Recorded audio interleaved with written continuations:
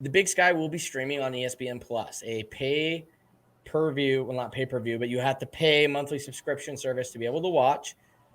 With that, there was a lot of opinions, mostly positive. I wrote a devil's advocate piece. We'll put a card or a link somewhere so you can read it, basically saying I claim this was a lateral move, saying, I'm not convinced that moving to ESPN Plus provides us anything different on ESPN Plus in the Big Sky. Oh, but I think it's a home run. And this is more from a user experience than like a material change in broadcast, because there is a little bit of extra money institutions are going to get, but that doesn't mean it's going to change anything in terms of broadcast quality for this year. But for me, first off, the Pluto experience of Pluto on live sporting events, and maybe this is just the device I used.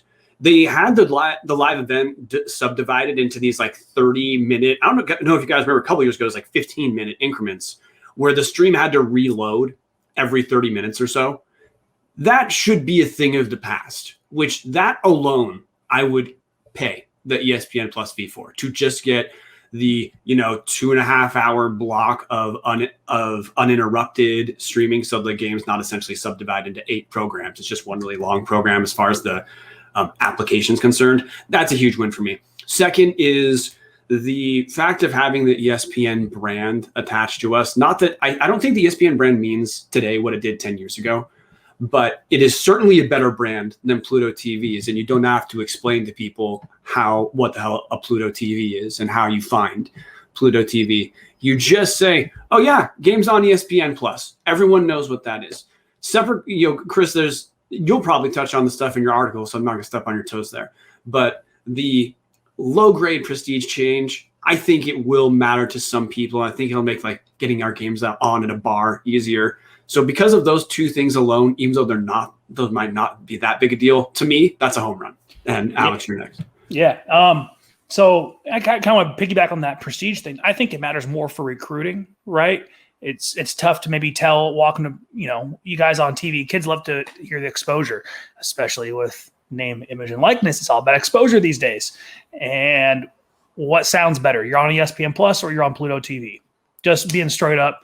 I think, it could be considered a lateral move, because of but theoretically it should go like this, but it's pretty much actually only probably going to go like this in terms of it. So I think that's why it appears more as a lateral move. It's probably going to be a slight upgrade. So maybe that difference makes it appear like it's only a lateral move. And when you dig a little deeper, it sounds like there will be some upgrade in production quality from everything we've heard from the conference office in terms of they will subsidize some purchasing of better equipment for schools who don't have the mandatory pieces of gear. I think the most positive thing out of this is now when you go scroll on ESPN Plus on a Saturday and you can see the North Dakota State game, you might see Idaho game right next to it. And so guess what you can do as an FCS fan?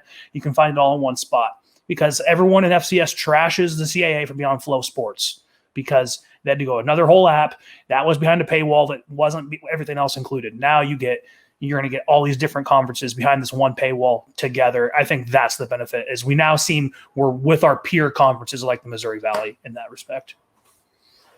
Yeah, I just think, I'm not going to blow my article here too much. I think I'm just going to hit kind of the points and what has changed since I've written the article. So if you read it, here's my update on it. When I did write that article, there was no news from the conference that there was going to be the conference, I believe, actually spending money to the teams. So in specific terms of increasing production value, which some people said proves my article wrong. I think it proves it that still ESPN doesn't have the same minimum requirements. But I was reached out to by a lot of people, including a couple of former Vandal video people and somebody who runs video at the Big West. And apparently some things I was wrong about. The ESPN3 and ESPN Plus standards are different. I'm not going to lie. All in all, I was not overwhelmingly changed by any of the evidence that was given to me. I've watched ESPN Plus games that weren't Big Sky. Missouri Valley, one of our peer institutes, they're not good. So I don't know where people are getting this. It's magically going to become like it was when we were in the Sun Belt, which was my major point. The Sun Belt just had more money because it was an actual television deal. Yes, their games were on ESPN Plus, but they were specifically getting paid money for the rights to be able to put every Blue Moon Appalachian State versus Coastal Carolina on ESPNU on a Thursday night.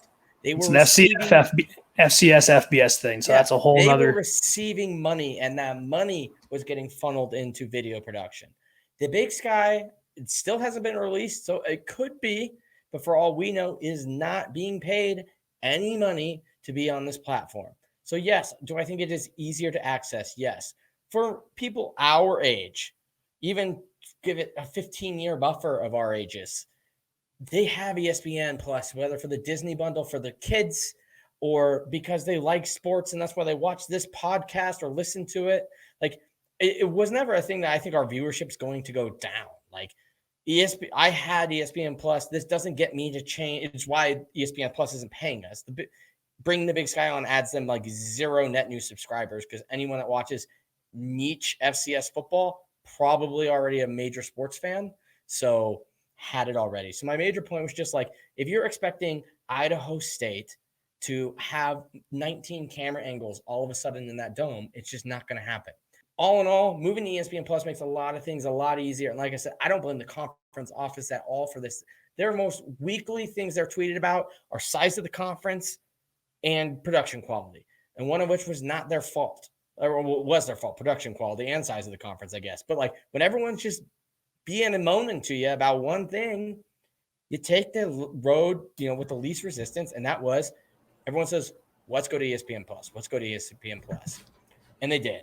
My last point on this is just like for everybody that's like, well, I don't know what you mean by bad quality. Right here, Big Sky Podcast Network, a unnamed person, because I don't know how legal this is. Western Illinois versus Montana State at Western Illinois on ESPN Plus. The game could not get a good feed. So more people tuned into the Montana Mints live Instagram feed of this said person in the stands holding their phone filming the game than trying to watch it on ESPN Plus. So the people that tell me that ESPN Plus, we're going to have no production problems, just have never watched a game on ESPN Plus at the FCS level. And that's what it comes down to.